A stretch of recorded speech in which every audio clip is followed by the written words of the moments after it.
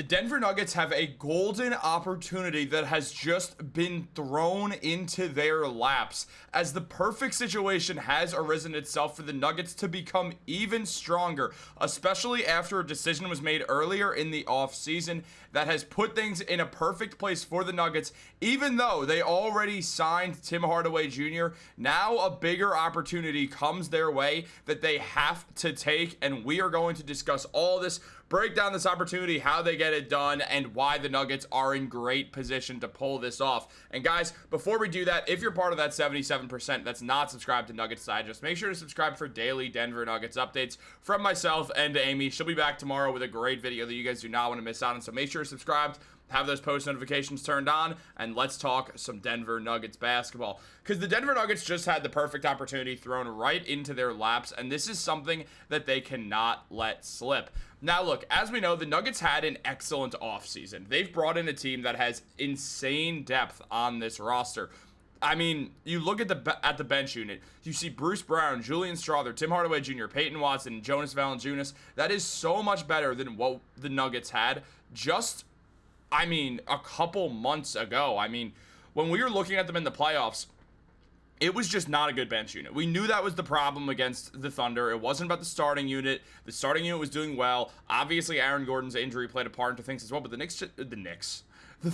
Nuggets just did not have absolutely anything close to the Thunder's bench, and because of that, I just talked about the Knicks for 10 minutes, and I was thinking about their awful bench last year as well to explain that. But when it comes down to it, when you look at Denver, this is a team with a good bench unit, don't get me wrong, but they have a chance to make it one of the best bench units in the NBA, if not the best, through this guy, former Denver Nugget Malik Beasley. As we know, a huge announcement just came out on Malik Beasley as Shams Charania revealed that Malik Beasley is no longer a target of the federal gambling investigation conducted by the Eastern District of New York. His attorneys, Steve Haney and Mike Schachter, told ESPN that potentially now this reopens free agency for one of the NBA's top shooters. Now, on top of that, we look at Beasley last season. The man was downright phenomenal. He put up 16 points per game, 2.5 rebounds, and 2 assists per game. He also got a steal per game. He's not the world's greatest defender, but he's a passable enough defender.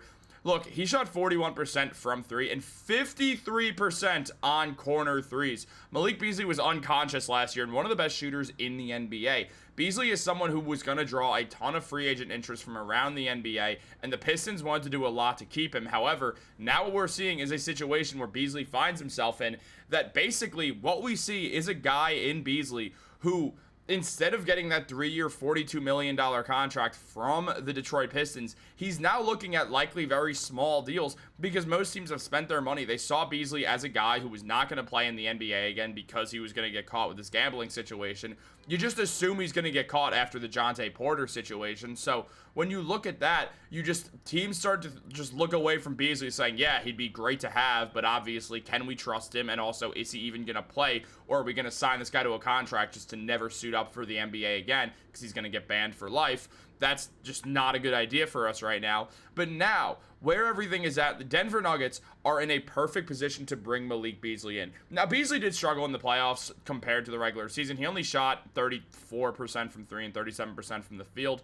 His true shooting was not great compared to what it usually is, but he still put up 14 points per game, and he had good games against the Knicks in that playoff series as well, including the last game of that series where the Pistons would ultimately get eliminated, but Beasley did put up 20 points in that game. Obviously, that series did end with him getting a pass to what would have been an open 3, I believe, to tie the game, and then he dropped it and it fell out of bounds, and the Knicks would end up winning the series in 6 games. And look, yeah, you can blame Beasley for that, but I'm not worried about Beasley catching passes from Nikola Jokić. Beasley's done it before, and now he's back. He's better than he was last time around, and look, he would be such a good fit on the Nuggets. Now, as I mentioned, they're a deep team right now, and they did sign some players to where they don't need Malik Beasley by any means, but you bring him in, and that becomes a much better bench unit than before. There's no doubt about it. I mean, you look at the top shooters last year, the most threes made in the season.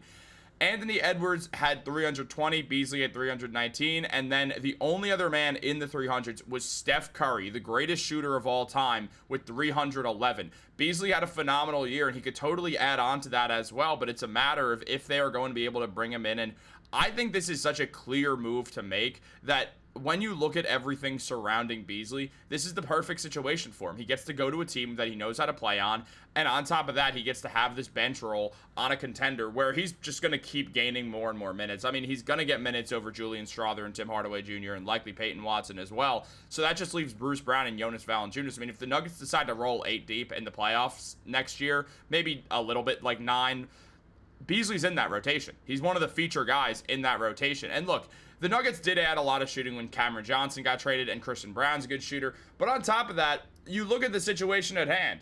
The Pistons, they just gave Duncan Robinson a contract similar to what they were going to give Beasley, for Robinson to shoot 39% from 3 and 43% on corner threes, putting up 11 points per game. Robinson's a solid player. That wasn't a bad deal by any means, but now you look like, oh man, maybe we messed this up a little bit. But you look at the Nuggets specifically.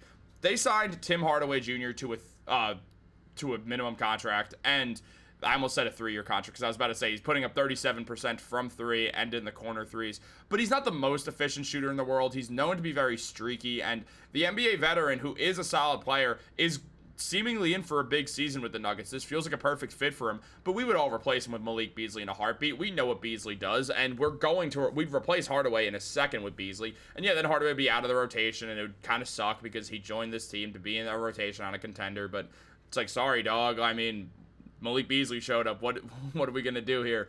And then there's also Christian Brown. Obviously, there's Cam Johnson as well, but we know the type of shooter Cam Johnson is.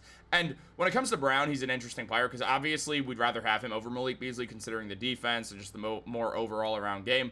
He put up 15 points per game last year, 5 rebounds and 2.5 assists. He shot 40% from 3. So, again, very solid player in Christian Brown. Great shooting guard. But, I mean, Beasley could sub in for him off the bench when Brown comes out of the game, and that's such a good fit. It feels so like fluid when it comes to the shooting of it all. And also, I mean, the Pistons like I don't see where Beasley fits on that team anymore. With the Nuggets, you just create this space. It's simple. You look at the roster that matters, and then you look at the guys who are expendable, and then you go out of that way. I mean, now the thing is, Beasley did like a comment talking about how the Pistons still have a roster spot open for a reason, and likely that is the big reason why they have it open.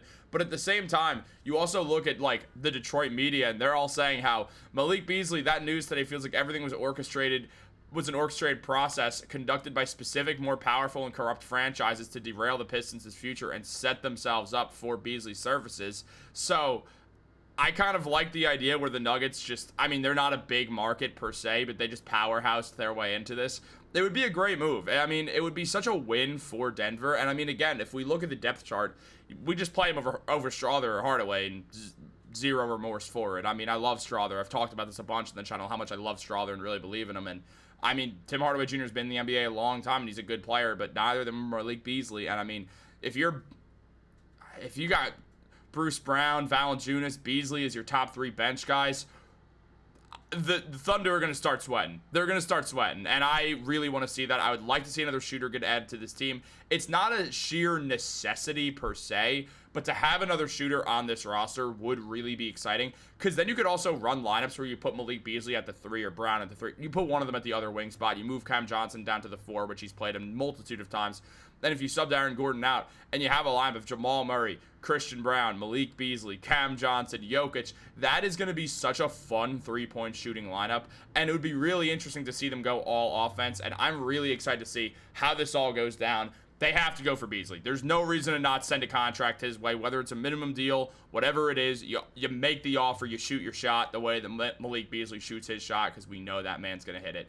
Guys, let me know if you think that the Nuggets should go after Malik Beasley or not. Guys, like this video, subscribe, turn on post notifications. Have a great day. I'll catch you later.